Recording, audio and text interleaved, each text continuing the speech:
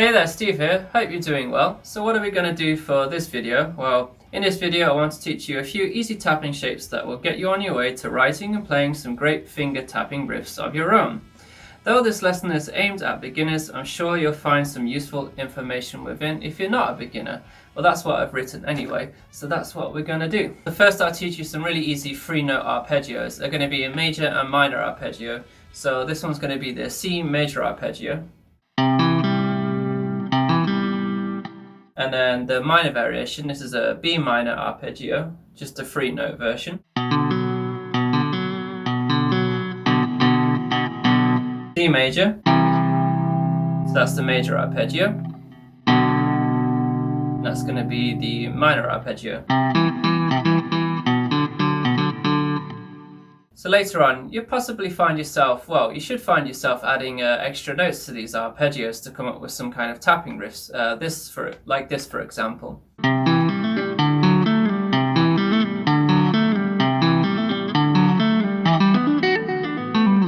So for now, I just want you to, if you're new to this, just to practice those two different triads that I've shown you there, the major and minor one.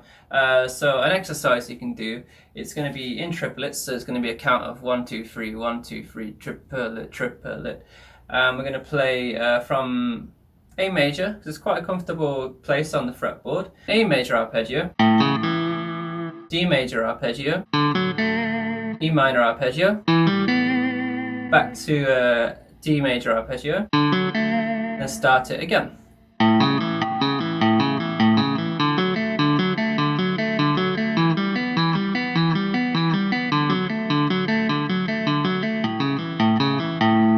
And once you become a bit comfortable with that, I want you to try this one.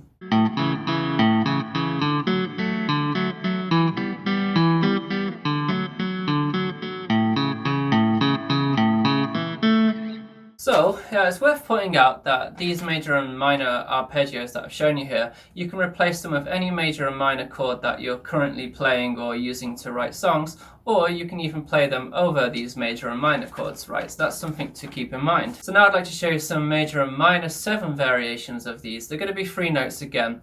These sound a bit more in the vein of emo and math rock, and in my opinion they sound a bit more interesting, and they're probably what you're looking for also. So again, I'll show you that. Let's show the C major 7 shape, which looks like this. And minor shapes, this is minor 7 shape, sorry. This is B minor 7.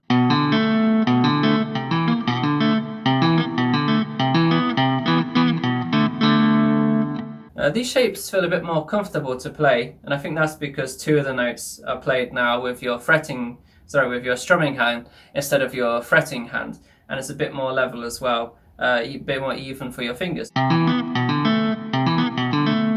bit easier to get around, I'd say. So for the exercise for this one, it's going to be starting on a G here. We're going to be G major, and then going to A minor 7, B minor 7, C major 7, we're ascending up, and then E minor 7, and back to C major 7. And then start the cycle over again. So let's take a look at that.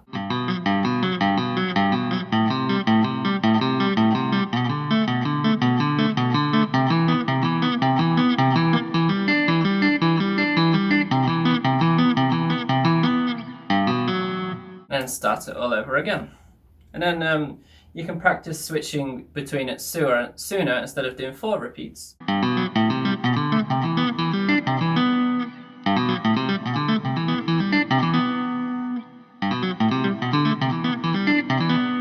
And this is a great exercise for, getting used to changing chords and, using these arpeggios in a more of a fluid manner with quick changes. So hope you'll enjoy that. And again, you can do that 1, 2, 3 rhythm I was doing earlier.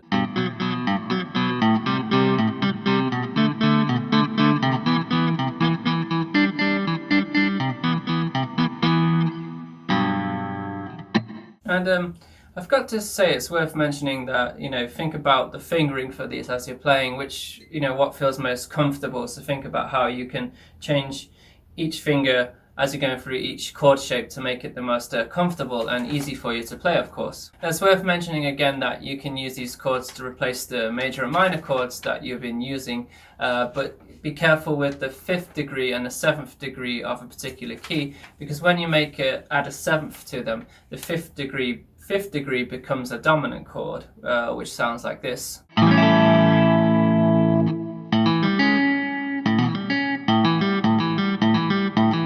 Perhaps you can use that shape there instead. And the 7th degree becomes a diminished 7th when you extend it to a 7th, which sounds like this. Very tense. Yeah, so again with that one, you could probably just that kind of shape for your diminished chords. So in the case of G major, like we were playing before, you'd have G major 7, A minor 7, B minor 7, G major 7, and we play D dominant, that shape, and then we go to the E minor 7. Then we have the F sharp diminished shape, so that would be, and back to G.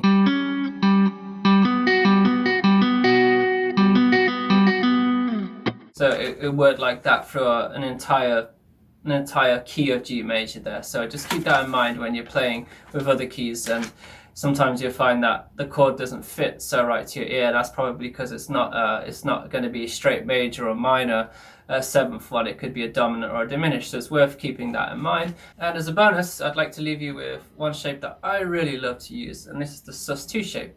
This is the G sus2.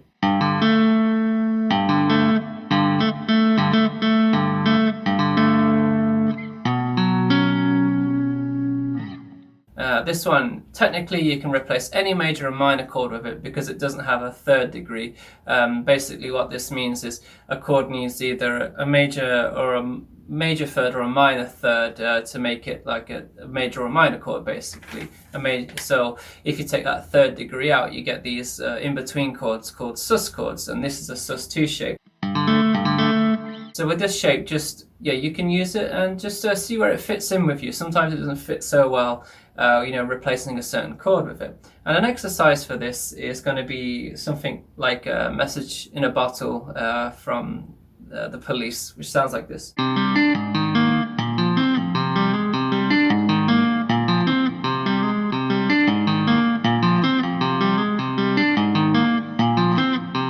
You see that they're all sus chords there, so they're all replacing the straight major and minor chords. So that's a really cool riff for sure. And one way that I use it is combined with the minor 7 shapes.